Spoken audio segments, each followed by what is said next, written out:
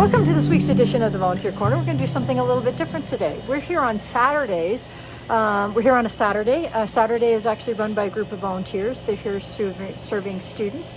So let's flip this around and meet some of the folks. Okay. So I'm here with Teresa. And Teresa is one of the Saturday volunteers that works out back. And so, Teresa, you've been coming here forever as well. How long has it been? I wish there was better records of when I started. I think it's at least 10 years. Yeah, I think it must be longer than that as well. Yeah, I need a better intake record because when we're I first working started, on there was no real recording. Like even when I was signing up for a weekly thing, and then after a few weeks, Mike and Sandy said, "Just come because you're around the corner." You know, yeah. I only live 5 minutes away, so. That's awesome. And so you're here every week, and what is it that you primarily do back here? Mostly it is hampers. Okay. I've done sorting as well, and also filling in on dairy when you need it, when we were really busy. Before, when it was Fanshawe and university students coming in a lot more, we needed fill up at the front. For sure. Yeah. So you, but you have also at times worked in the back, like in the front where you put the hampers together, correct? Or is it more that they, because this is all volunteers, it's better to have somebody who knows what they're doing back here in terms of the hamper situation? They do like a regular, a couple of them back here, especially if we have larger groups. Yeah. So what you're talking about is over here, which is where we make hampers. And so sorting, so you're part of sorting, food comes in and it gets sorted over here. And that's where we put like items together. So you're an expert at that. I've done that, yeah. And then over here is where we put the non-perishable part of the hampers together. And there's actually Roseanne and Ralph, they've been coming as well a long time. Yeah. So the three of you in particular, and there's a couple other folks that are regular. Christine and Paul. Yep. And those are the kind of core that are left after a number of years. Yeah. What is it that you like about volunteering? You can see the results really quickly when the need going out for all those people that are served here. And as you tell probably from all the volunteers that come to the Christmas dinner or that serve here, it's like they can feel that they're doing their part and making an impact on the community and seeing how many people are in need in the community. So for sure. And I'm sure with the students volunteering here, it's a very structured work flow, and you can learn the tasks in manageable bites and easily trainable tasks, right? Yeah. You don't need a big long training. You just get shown a task and away you go until you get good at it. Like rice splitting, it's not rocket science, but there is a certain criteria of things you need to do, right? Yeah. In part because what we're wanting to do is make sure that we treat people and families equally, right? So that everybody gets to some degree the same amount of food for the same size family. Right. So what keeps you coming back? I just love coming here. It's a regular thing, and so easy for me to get here, as they say, and to be part of something I call it my food bank family. Yeah, which is awesome. Yeah. The Food Bank Saturday family. In fact, you actually have a Food Bank shirt on. This is our green shirt, which is great. And so, what's the one task you don't like? Don't play. Or is there something you don't? I guess the real upfront, the intake area is much more challenging. I did it a few times, but it's very intense and can be with all the questions in the computer. Yeah, that is an area that I prefer less. Yeah, so it is true in that context. So the intake is where we talk to folks. And it's not just intense with regards to the computer and getting the information. It's also intense because you're dealing with people's trauma, but they're the first-time visitors.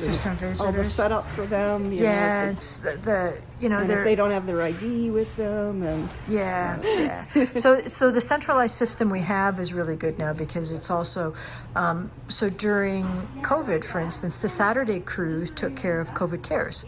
Like you folks would make hampers to get delivered out to folks who needed it.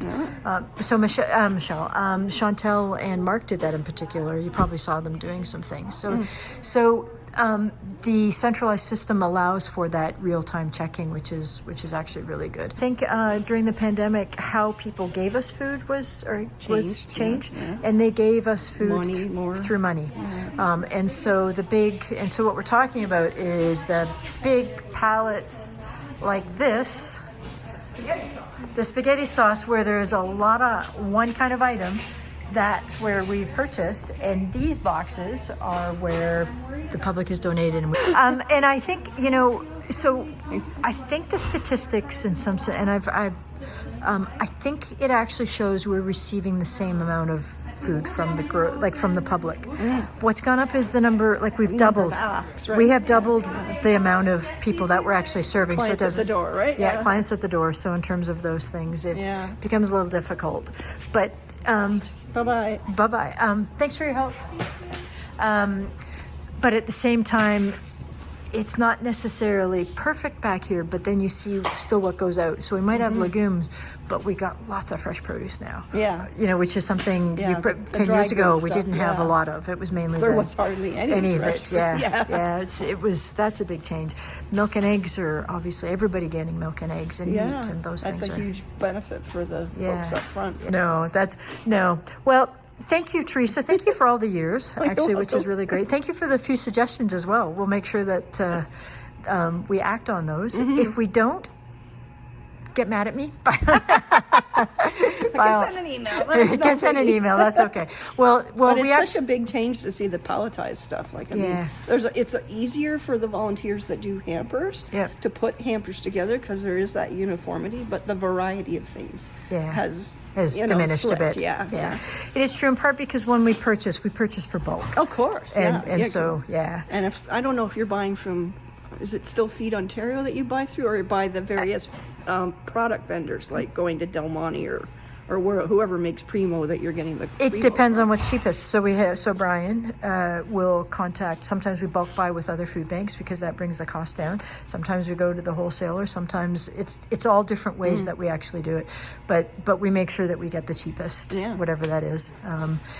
And then the other thing is, so Chantel and Sandy, so Mark is obviously one of the leads, but Chantel and Sandy come to our staff meetings. So we make sure that they're part of the staff because this is kind of a program where we want to make sure that people that are at the front end. And that obviously you need to be aware of what we're doing. We need to be aware of what you're doing, but it's also, that's how we all stay connected with each other. And Teresa, thanks for all the input and all the ideas.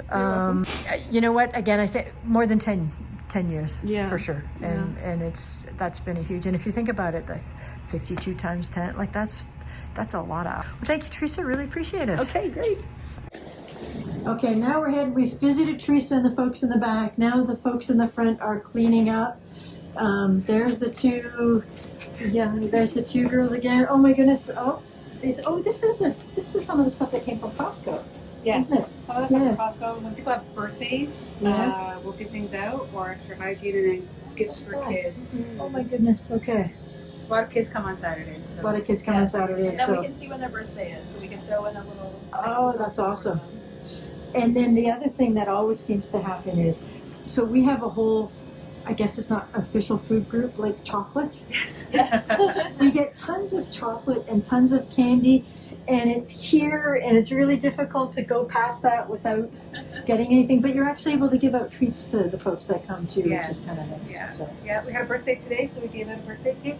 Oh, awesome. Yeah. Awesome. Yeah. Sometimes we have miscellaneous candles show up, so if they do, then we usually put those with them too. Any way to get rid of the stuff that comes in so it's still being useful. Yeah, for sure. 100%. Okay, well, thank you so much. Oh, actually, no, hang on. Somebody's hiding. Who is that? Oh, Cody. This is Cody. Hello, Cody. How are you? Good. How you doing? Cody's a little taller than I am, so That's I need true. to. Get down for the camera. So, Cody, how long have you been volunteering here at Food Bank? How long has it been? A couple of years now, I think. Wow. Okay. Yeah. So you've been coming for a couple of years, and you work up in the front, correct? Yeah. So I'm serving people as they come in with their orders and everything. Okay. Yeah. You obviously work full time. Mm-hmm. So you're able. The fact that you give up some of your weekend to come and do this is pretty amazing. Can you tell me a little bit about why you volunteer? Yeah. I mean, it's all about giving back to the community. I'm fortunate to be working full time, and you know, I get to actually find a way to give back to the community, spend some time, help others out that are not necessarily as fortunate, Right. and it's just great. Like the London Food Bank is fantastic for giving out food and helping people who actually are in need and deserve it. And I saw you. So I saw you taking out hampers to everybody. So that you're. So do you do intake as well? Yeah. So you actually hear people's stories and Yeah, things? yeah. And And how does that? some are definitely tough to hear, and you feel for them. As I'm very empathetic to a lot of people out there, and you hear a little bit of everything. Like people are going through tough times. You know, a little bit of anything and everything. Yeah. It is. You know, we're talking with Chantel about how if you're here during the week, we are like an assembly line. Get in, get out, get in, get out. But the fact that you can spend some time with them makes it so. Yeah, that is the nice part about like the Saturdays and the student days. It is nice, like you get to hear the stories and whatnot, and kind of see what's going on, and ask them how school's going, and you hear like, oh, it's exam time or midterms or whatnot. So yeah. Because it can be difficult as a student, right? You're not Very much working, so, it's- yeah. I mean, you're spending so much time studying and whatnot. It's always tough to kind of balance the two. Like if you're trying to do a job as well, a part-time job, and going to school. I mean, that's a lot of work that you're doing. So, past couple of years, what we've noticed at times when people drop off food is a number of those folks tell us, "Oh, I used to come to the food bank when I was in school and I needed some help. Mm. Now I'm giving back in the context of I got work, it was great, and they it really helped them through a tough time. But they're it's not that they're returning the favor; they become part of the community when they're able to. Yeah. And it kind of that whole cycle. 100%, I fully Yeah. agree. There's definitely a cycle there that where like I hear tons of people being like, how do I get volunteer hours here? Can I reach out? Can I do my part to kind of give back too? So it is that full like cycle, that happens. So it's a great program, and yeah, it's great to see that happening. So that's the Saturday team. I think I got almost everybody that is here today. I know not everybody is here, but thank you, folks. I'll pull back. Cody, move over so we can see.